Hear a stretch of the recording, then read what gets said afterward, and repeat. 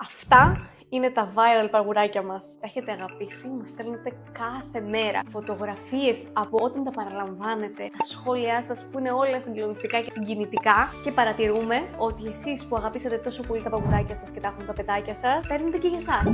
Για το ζεστό καφεδάκι σας, ακόμα και για το κρύο του coffee mug, το οποίο μιμείται το take away καπάκι, εννοείται ότι κλείνει υδατοστεγός και έχει και πρακτική λαβή για να το κουβαλάτε μαζί σας. Κρατάει το ζεστό σας καφέ έως 6 ώρες και τον κρύο έως 12 ώρες. Θα το έχετε πάντα μαζί σας. Εννοείται τα καινούργια μπουκάλια θερμός της Irish Straw, τα οποία έχουν γίνει ανάρπαστα, τα αγαπάτε γιατί μπαίνουν σε κάθε τσάντα, κρατάει πάντα το νερό σας δροσερό, έχουν έντονα χρώματα, πρακτική λαβή για να το κρατάτε, είναι από τα ελάχιστα παγούρια που διαθέτουν βιδωτό καπάκι και μπαίνει ολόκληρο το παγάκι μέσα χωρίς να χρειαστεί να το κόψεις ή να το κοπανίσεις.